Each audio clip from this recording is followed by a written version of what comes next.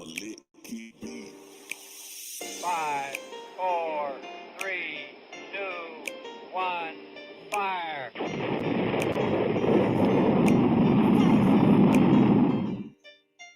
5, 4, 3, 2, 1, blasting, going out of space like an astronaut. 5, 4, 3, 2, 1, blasting, going out of space like an astronaut.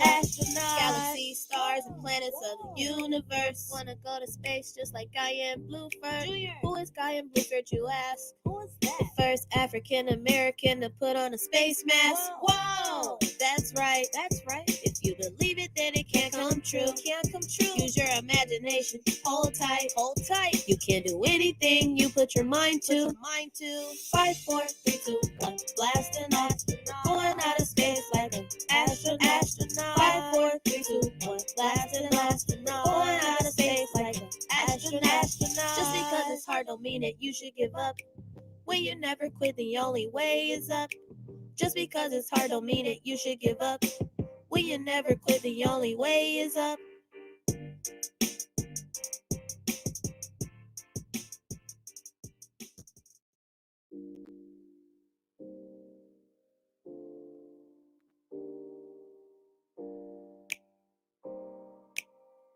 I'm a lit kid. 5, 4, 3, 2, 1, fire.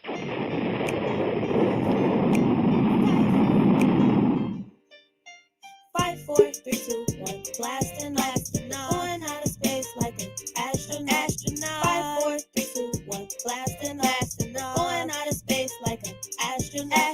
Galaxies, stars, and planets of the universe wanna go to space just like Guion Bluford Jr. Who is Guion Bluford, you ask? Who is that? The first African American to put on a space mask. Whoa! That's right. If you believe it, then it can't come true. Use your imagination. Hold tight. You can't do anything you put your mind to. 5, 4, 3, 2, 1, blasting off. Going out of space like an astronaut. 5, 4, 3, 2, 1, blasting off. Going out of space like an astronaut. Just because it's hard don't mean that you should give up. When you never quit, the only way is up. Just because it's hard don't mean that you should give up. When you never quit, the only way is up.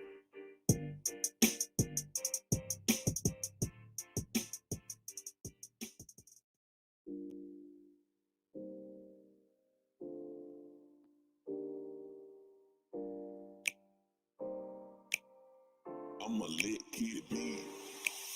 5, 4, 3, 2, 1, fire.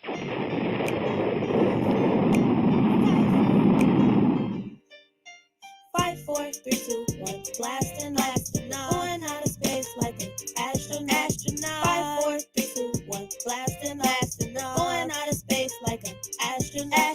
Galaxies, stars, and planets of the universe wanna go to space just like Guion Bluford Jr. Who is Guion Bluford, you ask? Who is that? The first African American to put on a space mask. Whoa! That's right.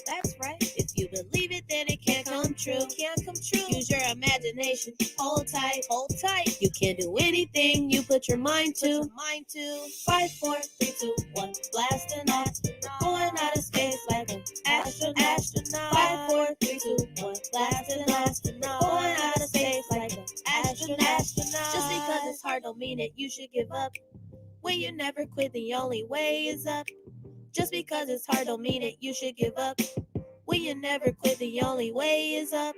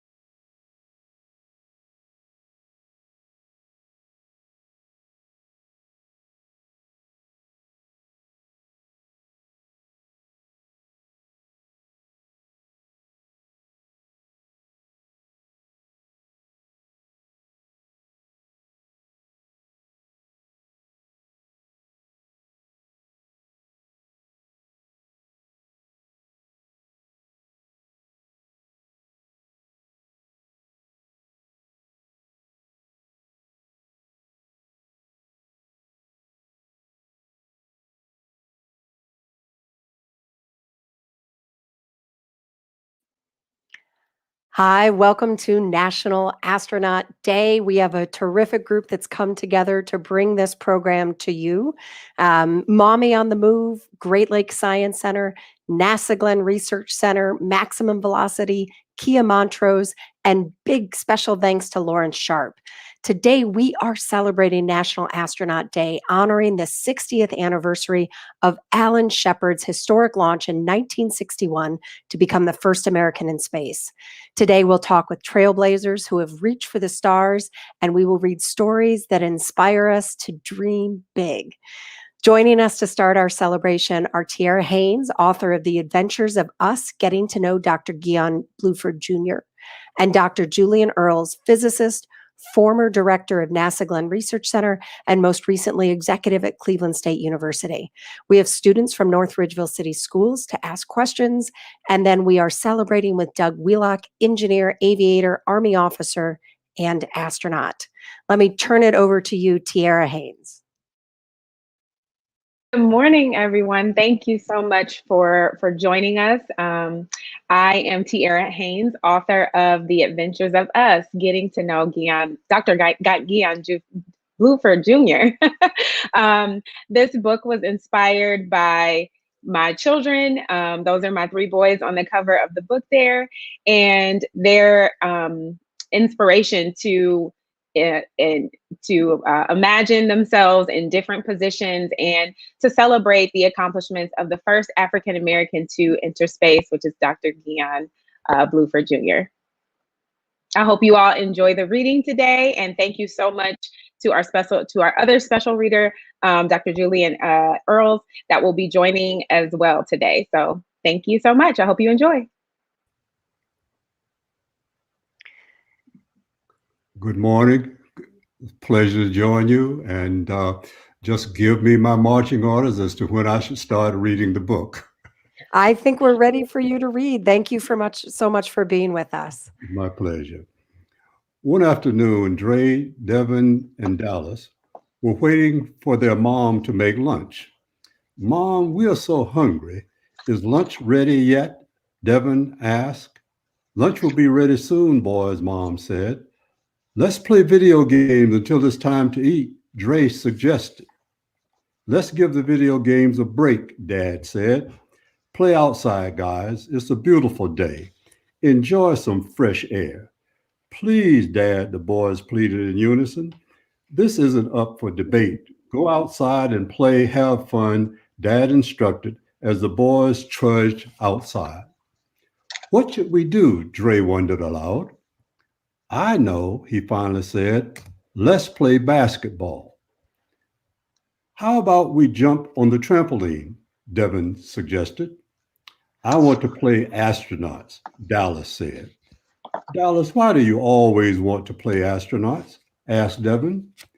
"Because when I grow up, I want to be just like my favorite astronaut, Guion Bluford Jr., replied Dallas. "You want to be like who? Who is Guion Bluford Jr.?" Devin and Dre asked in confusion. "You guys don't listen to Mom at all. She taught us all about him. Guion Bluford Jr. was the first African American to travel into space, and he served as a mission specialist aboard the Challenger. You know, the famous space shuttle. He's my hero," said Dallas. "Oh, I kind of remember. That wasn't Guion an Air Force pilot in Vietnam too?" Dallas nodded with excitement. "Yep, that's him. Guys, let's play rock, paper, scissors. The winner gets to pick what we do," Dre suggested. The 3 boys bunched up their heads, ready to play. Dallas won as his rock crushed his brother's scissors. "I win," Dallas cheered. "Grab your helmet, guys. We are going into outer space." Dragging their feet, Dre and Devon grabbed their helmets, picking up cardboard boxes to place on their heads. "I'm going to be an astronaut someday," Dallas smiled. "Are you sure about that?" Devon asked. "For sure," Dallas said. "Just watch. 3, 2, 1, blast off." Within seconds, the 3 boys blasted off into outer space. Dre, Devin, and Dallas landed on the moon and looked around in amazement. Now, dressed in their spacesuits and official astronaut helmets, the boys were prepared and ready to explore. See, aren't you guys glad that we came to the moon? This is so cool, Dallas cheered. This is beyond cool, Dre happily agreed. We're walking on the moon, he said as he bounced around. I never imagined doing something like this.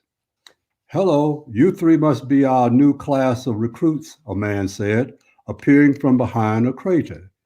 Yep, that's us. But wait, aren't you Guion Bluford Jr.? Dallas asked in amazement. That's right, but you can call me Guy.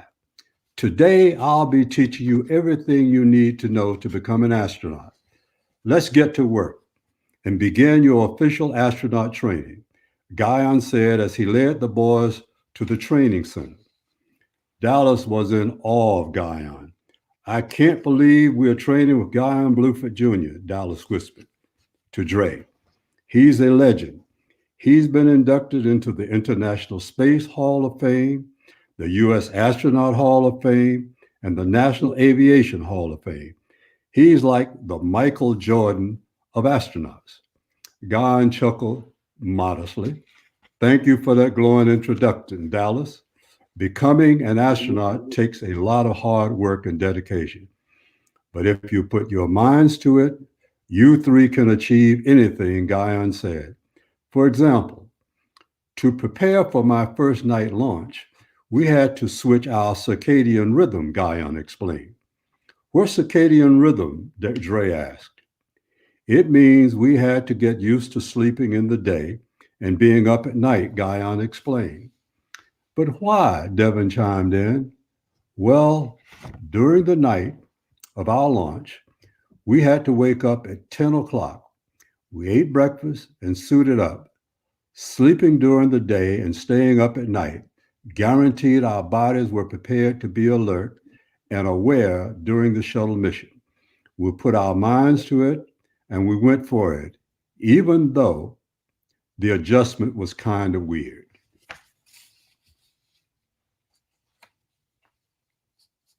Training the boys, teaching them challenging astronaut duties, such as spacewalking and operating the space system. Dallas began to struggle with learning to operate the space system, and he started to become frustrated. He threw his arms in the air, ready to quit. Come on, Dallas, you can do it. You've got this, Devin and Dre encouraged. No, I can't do this, Dallas cried. Being an astronaut is too hard. Who was I kidding? I'll never be able to spacewalk. I should just quit so I don't keep embarrassing myself.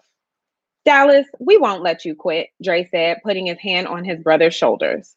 We're brothers, and we're going to stick together to get this done. What's our family motto?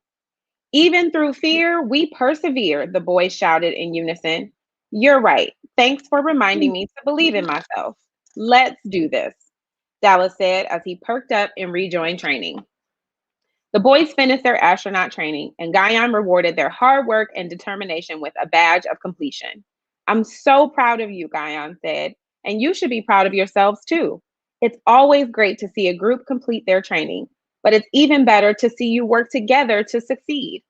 Brothers are your first best friends, and even though you won't always get along, you should always stick together. After all, look at what you've accomplished today. I have to admit, I thought training to become an astronaut would be too challenging. And even though it was hard, this showed me I could do anything. I'm so glad we did this together, Dre said, grinning from ear to ear. When we work together, we can do anything, Devin exclaimed. That's right, Guion agreed.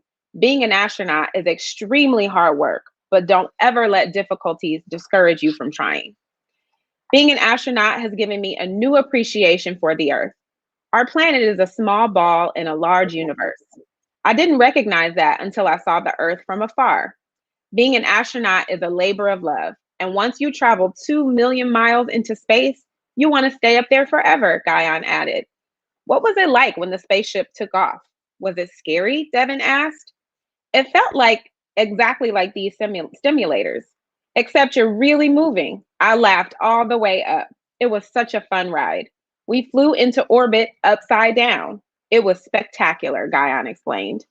The boys listened in amazement, hanging on to every word of Guion's cool story. Thank you for teaching us how to be astronauts. I can't wait to come back, Dallas said. Never stop using your imagination, Guion instructed. There are so many things you can do to continue your work as astronauts.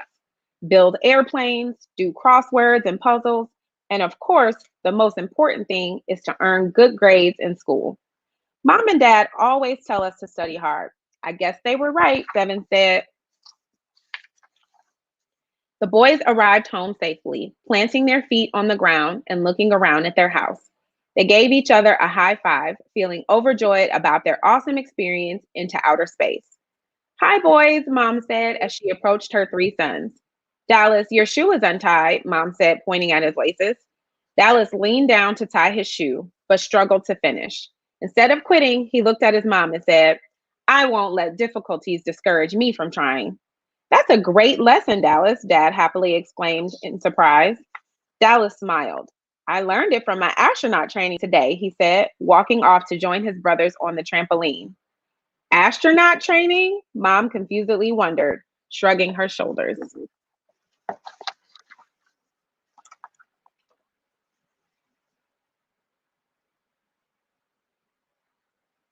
All right, so we have some questions from Mrs. Knopf's third grade class in North Ridgeville, in the North Ridgeville Academic Center. So I believe our first question is from Ella. Hello. Hi, Ella. Thanks so much for joining us. Thank you. My question is, if you could ever bring someone to space, who would you bring? I think that question is for me. Is that right? Yes, thanks. Okay. So my answer is I would bring Beyonce because I think it would be really fun to see her do a concert from the moon. That's a great answer. And pretty much everywhere I go, would like to bring Beyonce with me. That's really my answer.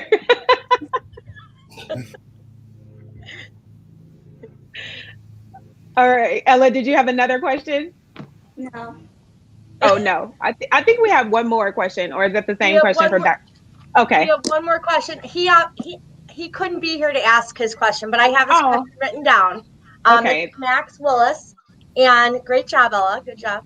Sorry, we're Thank really you. excited to be here. We love this. His question is, what do astronauts use to build the giant fire that helps the rocket ships fly? I'll take that. I'm guessing that's question. Yeah, I think that was for you. Well, what we have is we have a partnership with companies like Boeing and the private sector, and we design the rockets ourselves. So the launch vehicles, the propulsion systems are designed. In fact, Glenn Research Center in Cleveland, Ohio, has been one of the primary centers to design the propulsion system that is used for the launches. And then we do the rocket testing at other centers. Down in Michoud in Mississippi, we do some rocket testing there, because to test those rockets, you really need an isolated spot where you don't have to worry about public being there and the noise being generated. So the design is done within the NASA centers, and they are built by the private sector. Very cool. He'll be so excited that you answered his question. Thank you so much. Great question. Thank you both so much for being here. Thank you for having us. Thank you. Absolutely.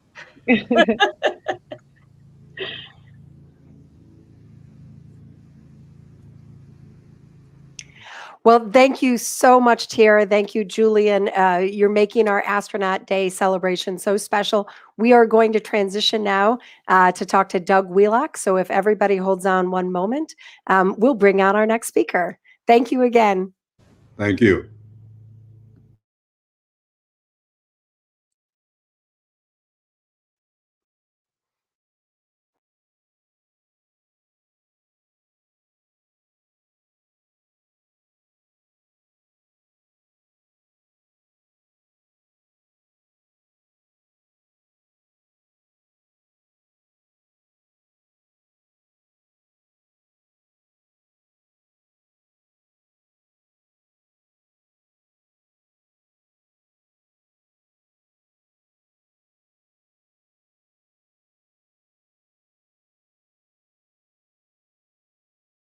Ellen Bogan. I'm president and CEO of Great Lakes Science Center in Cleveland, Ohio, and it is my great honor to introduce astronaut Doug Wheelock.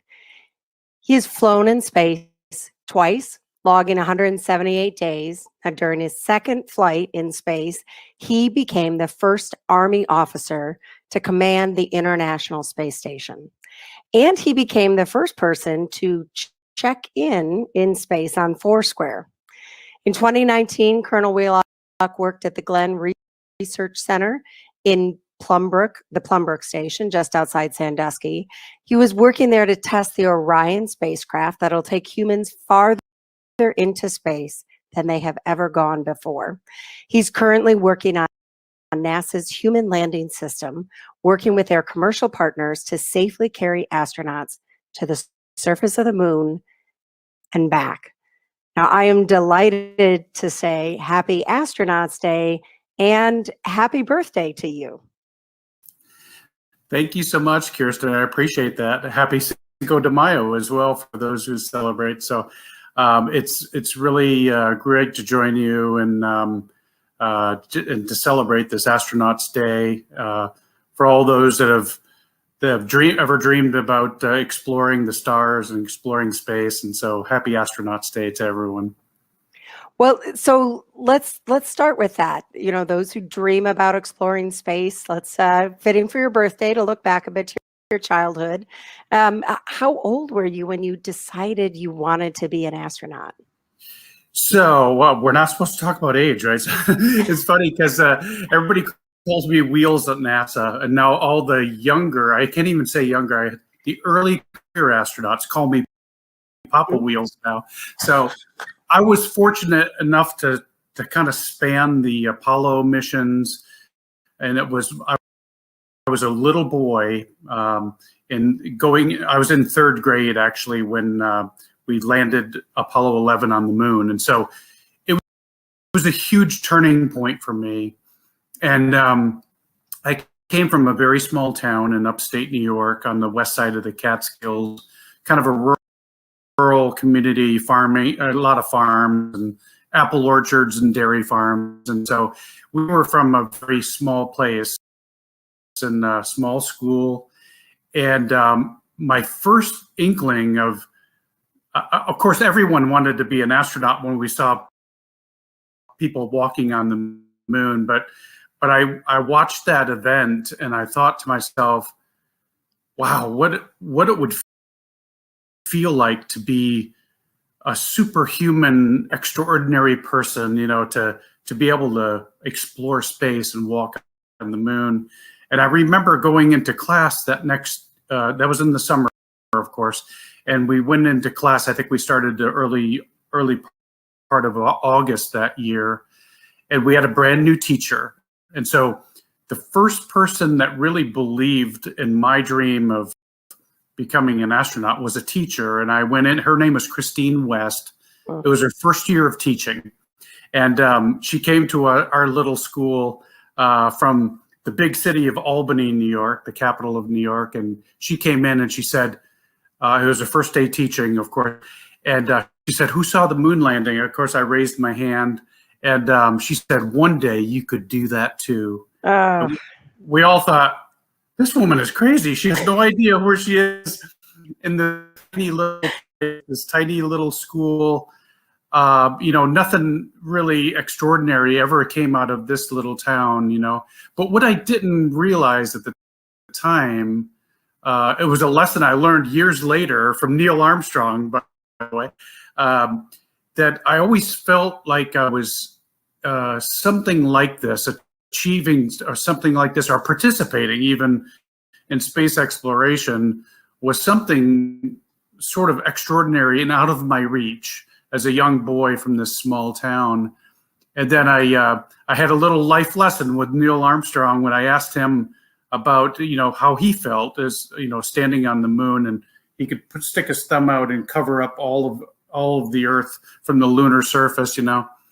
And he said, you know, I wondered to myself, how does an ordinary little boy from Wapakoneta, Ohio, end up standing on the moon? And I thought, like, wait a second, that's the same lesson that my teacher way back in elementary school, Christine West, taught me. It's like we're really all just ordinary kids from ordinary places with these extraordinary dreams for our lives, what we want to achieve, the places we want to go, the things we want to do. And so it's all like inside, all of this, to prepare your life to intersect with the extraordinary opportunities. And so it was a life lesson that I'm ashamed to admit it took me a long time to figure out.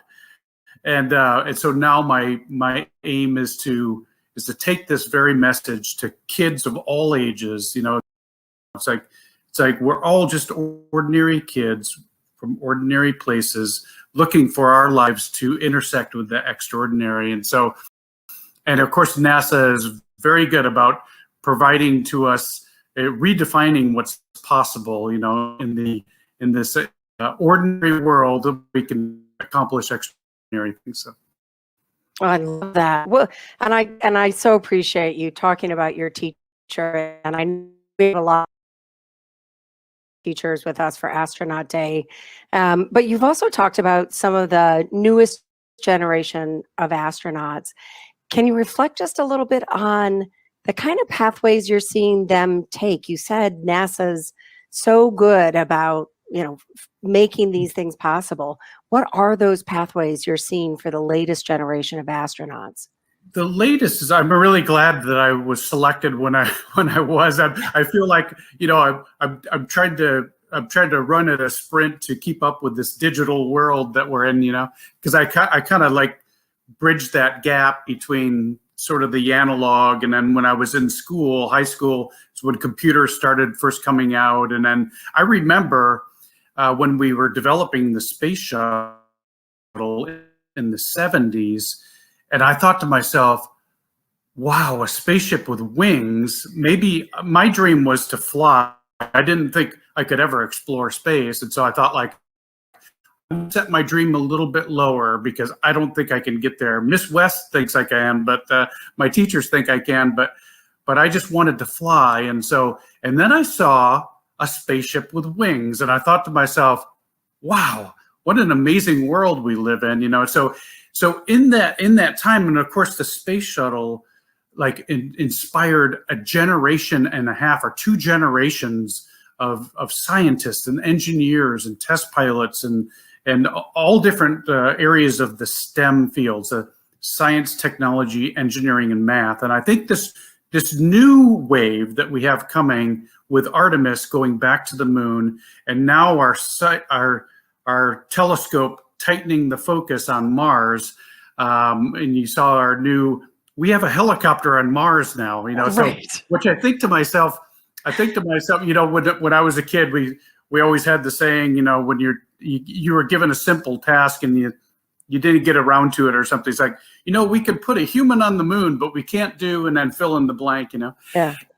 And so now we could say, and this generation can say, like, we've got a helicopter on Mars, but we can't, fill in the blank. And so I think it's more, it is a different environment now for kids, young people, students of all ages that are sort of channeling into the STEM field now, because now we're making it really STEAM. We're injecting the arts into this whole concept of, because we're trying to get a person or a crew. We're trying to build a crew that's so well-rounded that they've got a great balance between the logic and the impulse. So and which are critical skills for any test pilot or what have you. But having a good balance between logic and impulse is really critical. And so the young people I see now coming in as early career astronauts, and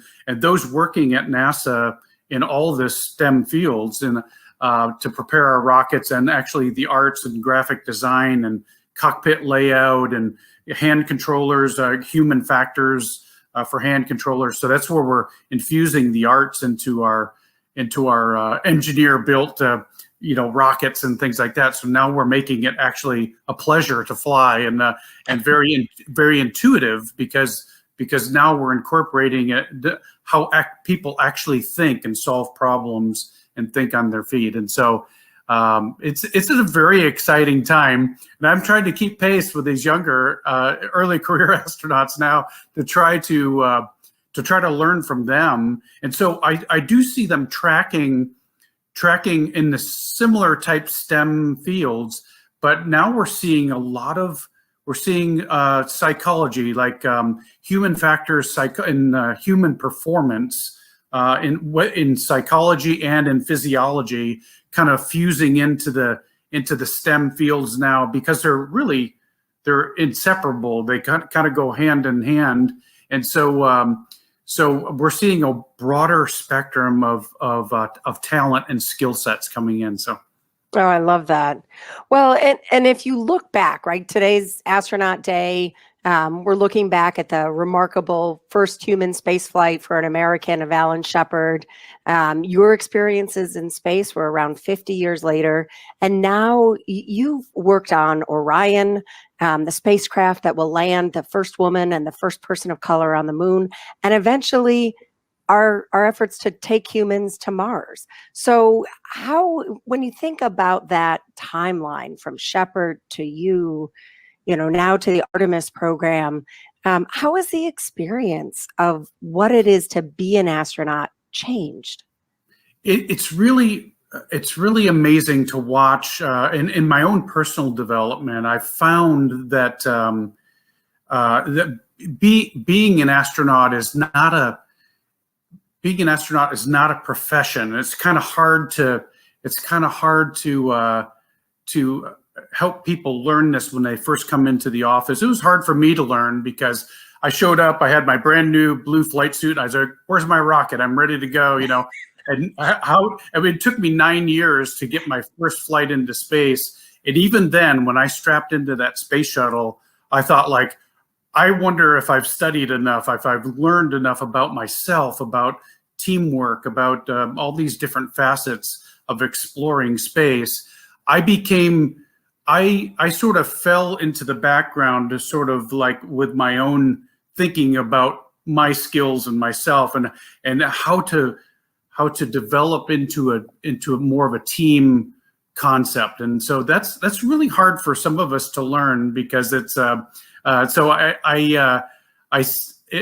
we've really developed now into so being an astronaut is a skill set, Yeah. and we pull people with different career paths, and then we place them together in a crew makeup, and then we expect them to, we tell them what the task is, and then it's incumbent upon us. What I'm doing now is, if we're going to require somebody to do a task in space or on the lunar surface or on their way to Mars or on the surface of Mars, we have the solemn obligation to help them master those tasks. And so we have to do everything we can to help them master that task. And some of these things are things we're doing for the first time. And so this helicopter on Mars that we saw, there's a method to our madness. I mean, it's like one day we envision having flying craft and having people and having science platforms on the surface of Mars,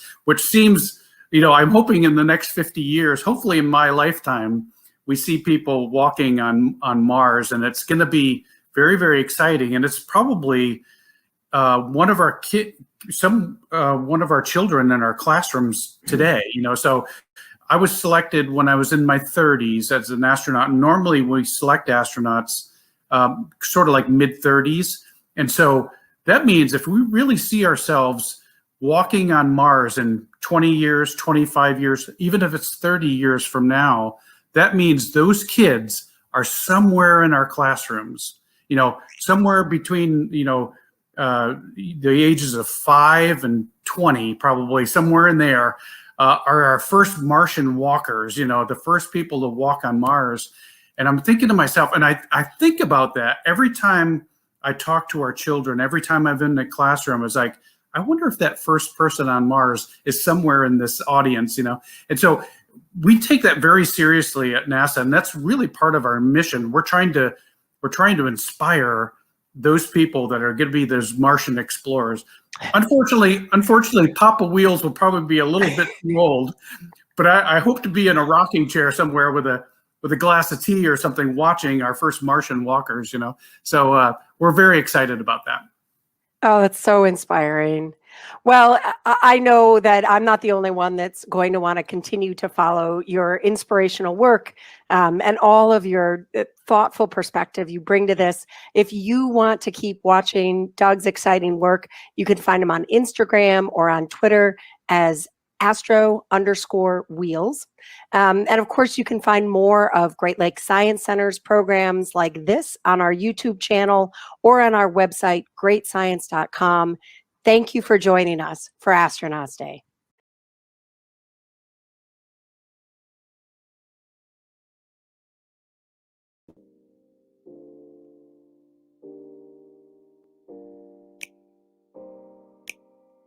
I'm a lit kid, man. 5, 4, 3, 2, 1, fire.